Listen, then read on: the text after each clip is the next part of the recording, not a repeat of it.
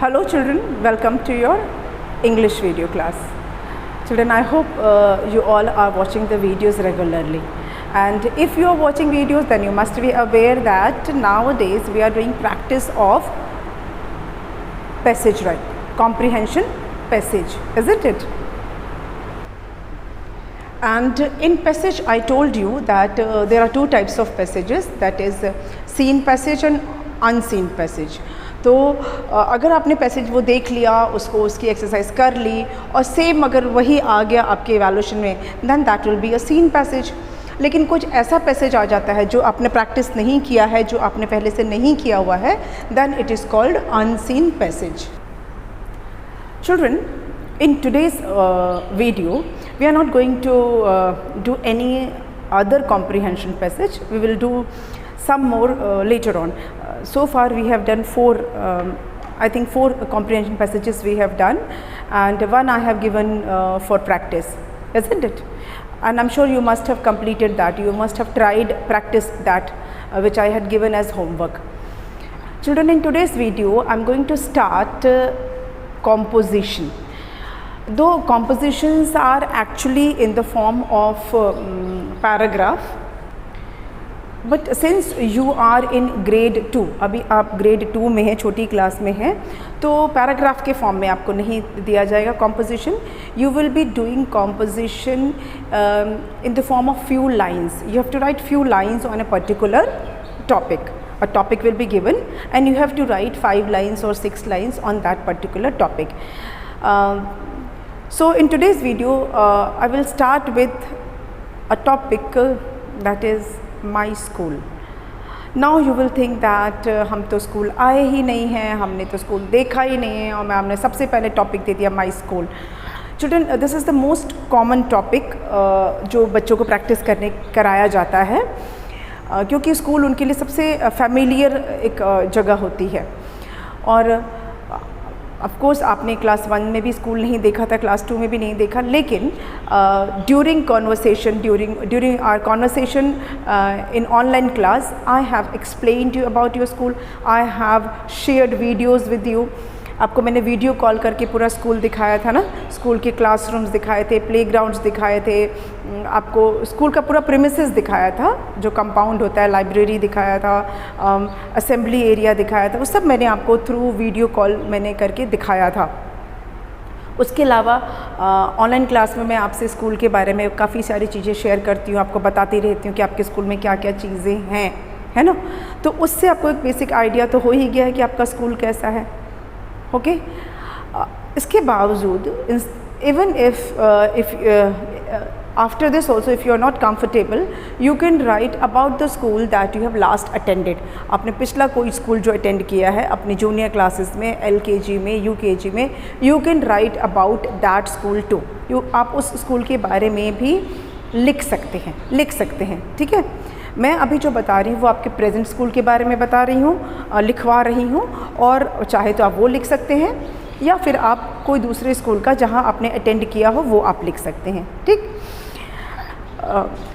मैं आपको सजेस्ट करूँगी कि आप प्रेजेंट स्कूल का ही लिखिए, और क्योंकि काफ़ी कुछ हम स्कूल के बारे में देख चुके हैं और बता चुके हैं during our online class. Okay, तो let's start with my school. Composition का टॉपिक लिख दें.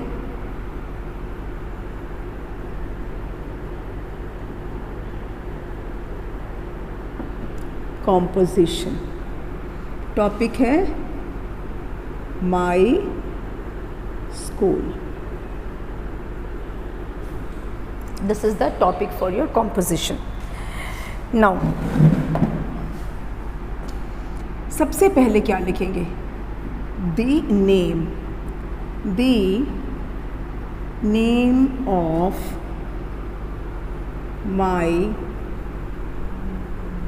school is Army Public School. अब आप देखिए, ये तीन आप अंडरलाइन नहीं करना, मैं सिर्फ आपको समझाने के लिए बता रही हूँ. आर्मी का A, पब्लिक का P और स्कूल का S, ये तीनों कैपिटल रहेगा, because army public school is a proper noun, ये एक पर्टिकुलर स्कूल का नाम है, इसीलिए इसे हम कैपिटल लेटर से इसकी स्पेलिंग को स्टार्ट करेंगे, ठीक है, क्योंकि सारे स्कूल आर्मी पब्लिक स्कूल नहीं है, it's the name of a particular school. The name of my school is army public school. Second is my school building, my school building is huge and spacious. अब इसका क्या मतलब होता है? Huge का मतलब होता है बहुत बड़ा. तो जो हमारा स्कूल का बिल्डिंग है, टॉल के पॉइंट ऑफ व्यू से नहीं बोल रहे हैं, एरिया के पॉइंट ऑफ व्यू से school building is very huge. Huge मतलब बहुत बड़ा है, स्कूल हमारा बहुत बड़ा है. बिल्डिंग को अगर सिर्फ नहीं मान रहे हैं, हम एरिया वाइज भी देखेंगे तो स्कूल बहुत बड़ा है और बहुत स्पेशियस है, मतलब वहाँ काफ़ी जगह भी है, ऐसे कंजस्टेड नहीं है. जैसे होता है ना किसी सिटी के स्कूल में बिल्कुल लगता है कि कोई टी बॉक्स है, चाय पत्ती का कोई डिब्बा जैसा स्कूल हो जाता है कि बिल्कुल एक सिर्फ बिल्डिंग होती है, उसके अंदर सारी क्लासेस होती हैं, उसी के अंदर एक हॉल हो जाता है, बस बाहर खेलने की जगह नहीं होती है. शहर के बीच के स्कूल्स कैसे होते हैं, है ना, जो बिल्कुल बीच सिटी में स्कूल होते हैं, दे आर सो कंजस्टेड. लेकिन आर्मी पब्लिक स्कूल ऐसा नहीं है, बहुत ही स्पेशियस है, खुला खुला है और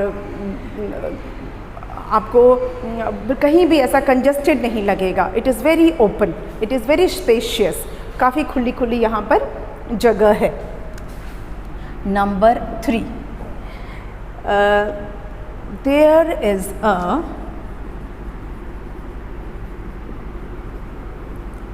बिग असेंबली अरीना. एक बड़ा सा असेंबली का एरिया भी है, assembly arena for prayer sessions, for prayer sessions and other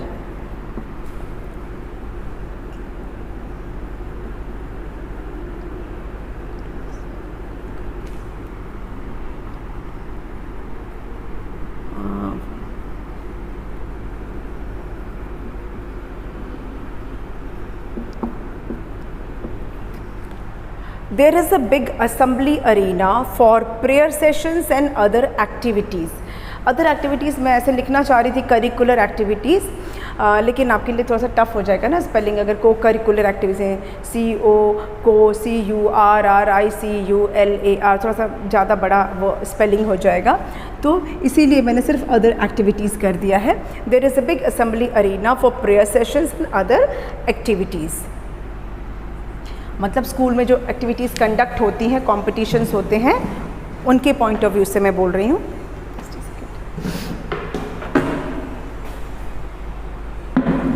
okay, number 4th point लिखेंगे. There are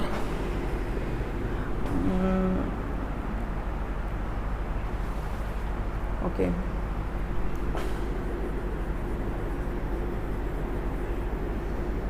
to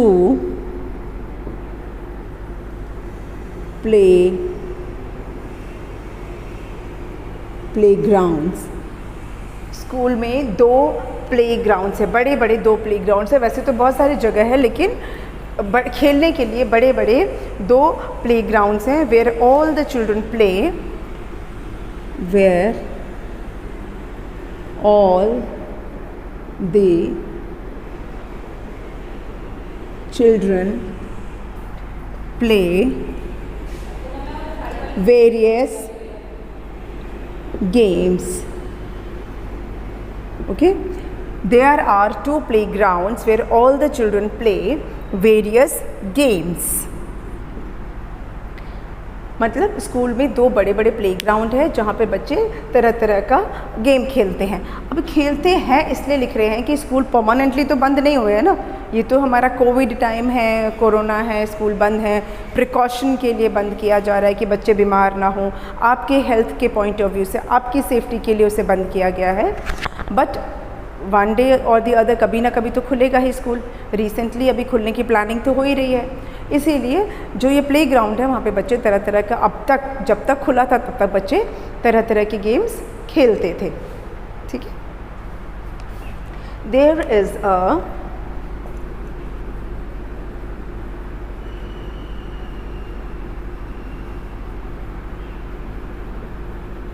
basketball court 2। School में गेम प्लेग्राउंड के अलावा एक बास्केटबॉल कोर्ट भी है। बास्केटबॉल कोर्ट मतलब एक ऐसा एरिया जहाँ पर बास्केटबॉल खेला जा सकता है। तो अब आप सोचोगे कि प्लेग्राउंड से बास्केटबॉल में क्या डिफरेंस है, बास्केटबॉल कोर्ट हो या प्लेग्राउंड, मतलब तो एक ही हुआ? नहीं, मतलब एक नहीं हुआ। Playground is an open area where children can run, jump and play other games. But basketball court में क्या होता है, बास्केटबॉल के लिए, बास्केट करने के लिए स्टैंड्स लगे होते हैं, पोस्ट लगे होते हैं जिसमें कि रिंग लगा होता है, बास्केटबॉल का रिंग लगा होता है, उसमें बास्केट करने के लिए नेट लगी होती है। मतलब बास्केटबॉल का स्टैंड लगा होगा, that it is called basketball post, और जिसमें रिंग होता है, जिसमें नेट लगी होती है, तो दोनों साइड पे वो फिक्स रहता है ताकि जब बच्चे खेलने आते हैं बास्केटबॉल तो दे कैन प्रैक्टिस देयर, उसमें आराम से वो मतलब बास्केट करने की प्रैक्टिस कर सके। तो that is fixed on the ground. 2 post होते हैं बास्केट करने के लिए जिसमें रिंग बनी होती है। ठीक है, इसीलिए इसको मैंने अलग से बताया है। Then my school has, I think आ जाएगा, नहीं आएगा। अच्छा, ये 5 पॉइंट्स आप लिख लीजिए, तो फिर हम बाकी के पॉइंट्स लिखेंगे। Note down these 5 points. You can take screenshot, you can pause the video and you can write this.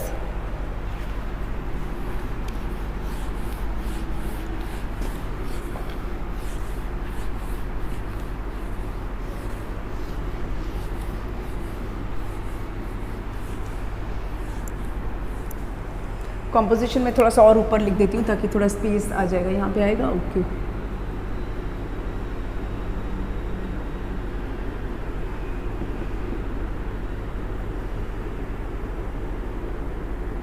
Okay, 5 points we have written ना। अब हम लिखेंगे 6th one.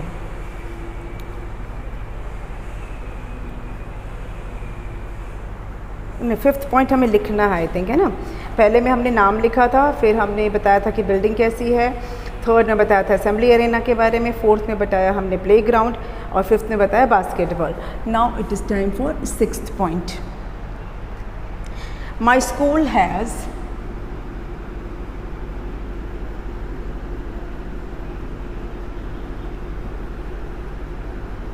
many classrooms। School में बहुत सारे क्लासरूम हैं, ये तो मतलब मैक्सिमम स्कूल में यही होता है कि बहुत सारे क्लासरूम्स होते हैं। ठीक है, so my school has many classrooms. Principal office, principal office, 3 staff rooms,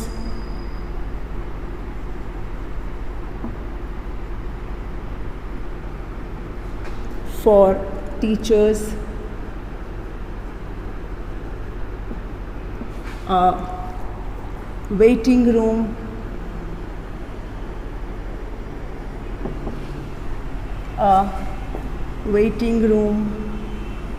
a library,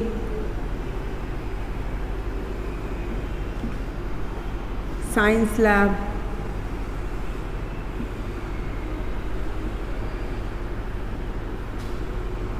and computer lab, and a computer lab. My school has many classrooms, a principal office, 3 staff rooms for teachers, a waiting room, a library, science labs and a computer lab. इतने सारे तो हमने separate चीज़ें बता दी कि है. उसके अलावा there is a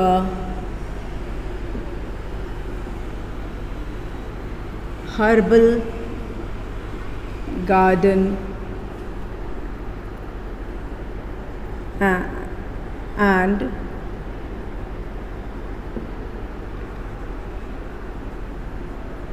infirmary too. एक हर्बल गार्डन और एक इन्फर्मरी भी है.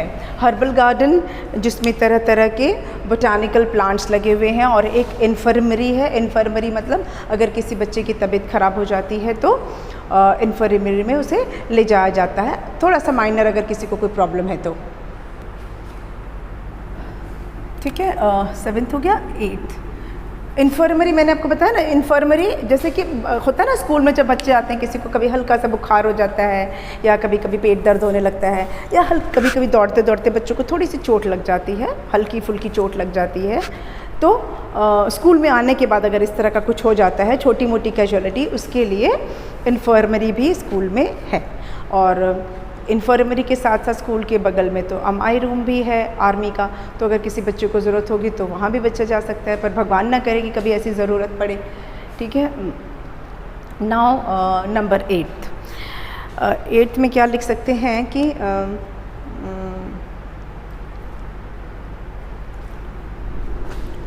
there is lot of greenery in the school compound.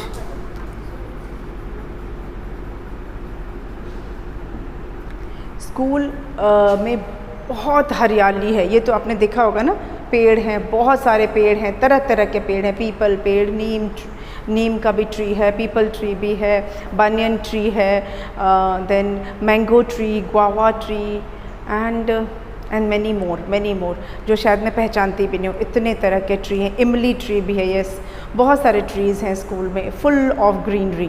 तो हमारा जो स्कूल है वो बहुत ही हरा भरा है. There is lots of greenery. Okay, next point है नंबर 9. आई थिंक ब्राइट आ रहा है कि नहीं, I am not sure, let me check. Okay, now I think it is more visible. Number 9 हो गया. देन नंबर 9 में लिखेंगे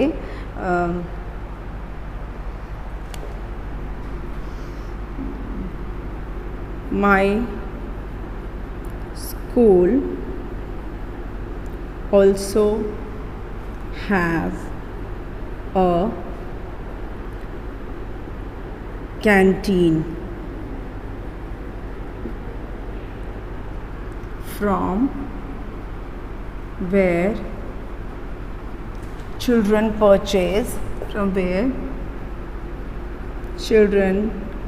buy लिख सकते हैं या purchase buy snacks during lunch break.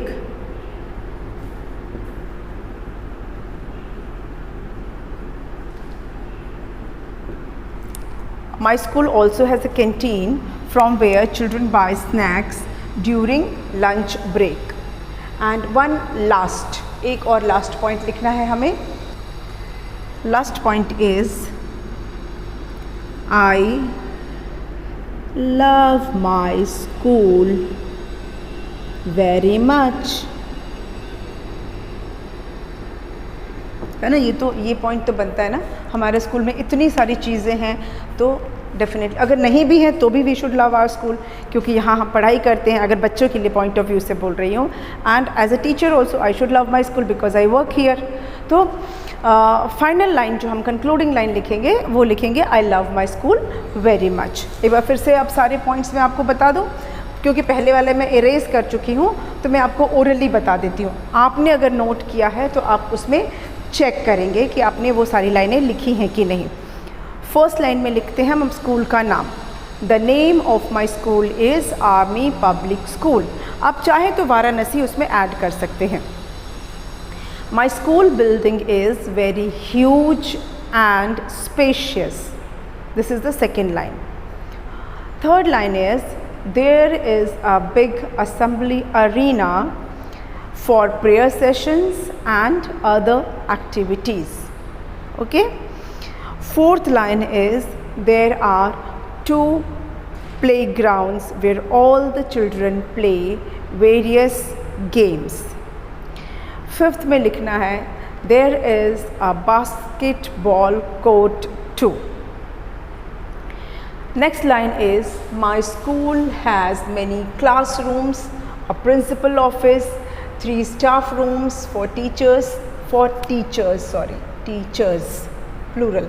A waiting room. Waiting room किसके लिए होता है? जब गार्जियंस आते हैं या कोई भी स्कूल के जो से रिलेटेड कोई अगर दूसरे पर्सन्स आए किसी पर्पस से वो स्कूल में अगर उन्हें कोई काम है तो they sit in the waiting room and they wait there. Okay, so there is a waiting room, a library, science labs लिखा है क्योंकि 3 लैब्स है ना, फिज़िक्स, केमिस्ट्री एंड बायोलॉजी. उसके अलावा और भी लैब्स हैं, साइकोलॉजी लैब है, मैथ्स लैब है, लेकिन वो मैंने मेंशन नहीं किया है. साइंस लैब कॉमन लैब लिखते हैं. We have maths lab also and we have English lab also, we have social studies lab also and we have psychology lab also. पर उतने सारे लैब्स नहीं लिखे हैं मैंने, सिर्फ साइंस लैब लिख दिया है. But to inform you, in our school there are many other labs also. बताया ना मैंने आपको कौन कौन से? SST मतलब सोशल स्टडीज़ लैब है, साइकोलॉजी लैब है, मैथ्स लैब है, इंग्लिश लैब है, ये सारे लैब्स भी हैं स्कूल में. And a computer lab. There is herbal garden and infirmary too. Herbal garden है एक ऐसा गार्डन होता है जिसमें तरह तरह के प्लांट्स लगाए जाते हैं, हर्ब्स लगाए जाते हैं. इनफैक्ट अगर कहें बोटानिकल गार्डन की तरह होता है, उसमें जो प्लांट्स लगे होते हैं उनकी कुछ स्पेशलिटी होती है मेडिसिन के पर्पस से, हर्ब्स के पॉइंट ऑफ व्यू से. ऐसा हर्बल गार्डन है. एक इन्फर्मरी है, जैसा मैंने बताया जब बच्चों को छोटी मोटी कैजुअलिटी हो जाती है तो उसके ट्रीटमेंट के लिए. there is lot of greenery in the school compound. School का जो कंपाउंड है, स्कूल का जो प्रेमिसेस है, उसमें बहुत हरियाली है. हरियाली, ग्रीनरी मतलब पेड़ पौधे, बहुत सारे प्लांट्स हैं, बहुत सारे ट्रीज़ हैं, फ्लावरिंग प्लांट्स हैं, फ्लावर बेड्स हैं. फ्लावर बेड्स मतलब फूलों की क्यारियाँ. फ्लावर बेड्स का मतलब होता है फूलों की क्यारियाँ. पर इतना कुछ नहीं लिख सकते ना, तो आपको मैं ओरली भी बता दे रही हूँ स्कूल के बारे में. बहुत सारे फ्लावर बेड्स हैं, बहुत सारे ट्रीज़ हैं, बहुत सारे ऑर्नामेंटल प्लांट्स हैं, जो सजावटी पेड़ पौधे होते हैं ना गमलों में जिनको लगाते हैं, जो हम घर के अंदर रख सकते हैं, ऐसे ऑर्नामेंटल प्लांट्स हैं. वेजिटेबल्स भी हैं. Yes, there is a kitchen garden भी है हमारे स्कूल में. वहाँ पे तरह गाजर लगा, कैरेट है, रेडिश है और बनानास लगे हुए हैं, चिली लगी हुई है. मतलब एक छोटा सा किचन गार्डन जैसा भी स्कूल में है. स्कूल में किचन हो या ना हो, किचन गार्डन भी है. मतलब उसमें ऐसे ऐसे प्लांट्स लगे हैं जो हम खाते हैं, इसलिए उसको किचन गार्डन बोल रही हूँ, क्योंकि वो सब चीज़ें इसमें लगी हुई हैं, वो सारे प्लांट्स लगे हुए हैं जो हम जनरली खाते हैं. तो किचन गार्डन भी है. अब आपका और ज़्यादा मन कर रहा होगा ना कि बस स्कूल देख लेते. इतना चीज़ मैम बता ही रही हैं, डेफिनेटली देखेंगे आप, और जल्दी देखेंगे. हम चाह रहे हैं कि स्कूल जल्दी खुलें और आप अपने स्कूल को पास से रियल में देख सकें. जो आपने वीडियो में देखा है वैसे ना देखकर आप सामने से आकर देख सकें. ठीक, अच्छा. और ट्री मैंने आपको बताया कि बहुत सारे ट्री हैं. उसमें कटहल, जैक फ्रूट होता है ना, वो ट्री भी है. उसमें बड़े बड़े जैक फ्रूट्स लगते हैं. गुआवा तो मैंने आपको बताया ही है, और बहुत सारे गुआवा अभी लगे रहते हैं सीज़न में. मैंगो के सीज़न में मैंगो लगते हैं, और अपने आप गिरते भी हैं मैंगो. बच्चे उसको आते हैं वॉश करके खाते हैं, कच्चे कच्चे मैंगो खाते हैं, खट्टा खट्टा लगता है ना. Yes, they enjoy. तो ट्रीज़ भी हैं. ग्रीनरी में सारा कुछ आ गया. ठीक है, ग्रीनरी में आपके ट्रीज़ आ गए, ऑर्नामेंटल प्लांट्स आ गए, किचन गार्डन आ गया, फ्लावर बेड्स आ गया, सब आ गया ग्रीनरी में. माई school also has a canteen. एक कैंटीन भी है which is closed. Presently it is closed क्योंकि अभी बच्चे नहीं आ रहे हैं, इसलिए वेट कैंटीन जिसको बोलते हैं. तो वहाँ पर तरह तरह के स्नैक्स ख़रीदते हैं बच्चे. During their lunch break. Lunch break में टिफ़िन तो लाते ही हैं, लेकिन कभी कभी बच्चों का मन होता है ना स्नैक्स खाने का, तो हेल्दी स्नैक्स वहाँ पे मिलता है जो आपको पसंद है। Now I will not tell you the list of snacks that are available in the canteen. मतलब अभी तो नहीं, जब स्कूल के कैंटीन ओपन रहते थे तो बहुत सारे स्नैक्स मिलते थे। And that what I will not tell you the name of menu list, आपको नहीं बताऊंगी, स्नैक्स का लिस्ट नहीं बताऊंगी, जब आप आएंगे तो आप खुद देखिएगा। Children buy snacks during lunch break. And finally I love my school very much. और लास्ट में हम हमेशा बोलते हैं ना, जब इतनी सारी फैसिलिटीज़ हैं, जब इतना बड़ा स्कूल है और सब कुछ है, तो डेफिनेटली हमें अपने स्कूल से प्यार तो होना ही चाहिए। और अगर ये फैसिलिटी अगर नहीं भी होती हैं, तब भी स्कूल जो होता है, it is a board of knowledge, it is a temple of knowledge. तो हमें वैसे भी इससे प्यार करना चाहिए, हमें अपने स्कूल को रिस्पेक्ट देनी चाहिए। अगर स्कूल में सारी फैसिलिटीज़ अगर नहीं भी हैं, सपोज़ इनमें से कुछ ऐसी फैसिलिटीज़ अगर स्कूल में नहीं भी होती हैं, still we should like our school because it is a board of, it is a temple of knowledge, है ना। ज्ञान का मंदिर बोलते हैं ना हम हिंदी में। तो स्कूल तो हमें वैसे भी हमें स्कूल की रिस्पेक्ट करनी चाहिए। स्कूल में वाटर कूलर्स हैं, ये तो मैंने इसमें ये सब मेंशन करने की चीज़ नहीं है, वो बेसिक फैसिलिटीज़ होती है ना। हर स्कूल में वाटर कूलर्स लगे होते हैं, हर स्कूल में वॉशरूम्स बहुत सारे होते हैं, ये सब बेसिक फैसिलिटीज़ हैं। तो हमने बेसिक फैसिलिटीज़ को नहीं मेंशन किया है। व्हाट वी डिड, जो मेजर फैसिलिटीज़ हैं, जो मेन पॉइंट्स हैं, सिर्फ वही मैंने आपको लिखवाया है। नोट डाउन दिस, आप इसे उतार लीजिए। आप सेम टू सेम लिख सकते हैं, या आप सेंटेंसेस को थोड़ा सा चेंज भी कर सकते हैं। यू कैन चेंज सेंटेंस और you can write as it is, ऐसा कैसा भी आप लिख सकते हैं।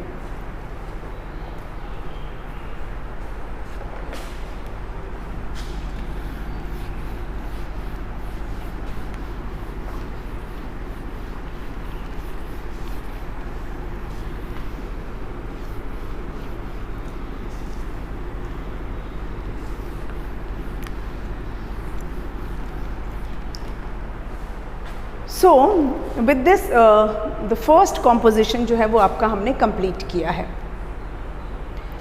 चिल्ड्रन, आपकी जो ग्रामर की बुक है, सुपर्ब इंग्लिश ग्रामर बुक जो है, उसमें भी शॉर्ट कॉम्पोजिशंस दिए हुए हैं। एक तो जो मैंने माई स्कूल कराई ये नहीं दिया हुआ है, उसमें दिया है एक माई फेवरेट फ्रूट, या मैंगो बोलते हैं, मैंगो का दिया हुआ है एक शॉर्ट कॉम्पोजिशन। अगर आप देखेंगे तो लास्ट जो आपके ग्रामर बुक के जो लास्ट पेजेस हैं उसमें दिया हुआ है। उसके बाद माई फैमिली पर भी आइडिया दिया गया, हिंट्स दिए हुए हैं how to write a composition on my family. Then my mother पे भी है शायद, my mother, yes, my mother पर भी शॉर्ट कॉम्पोजिशन लिखा जा सकता है।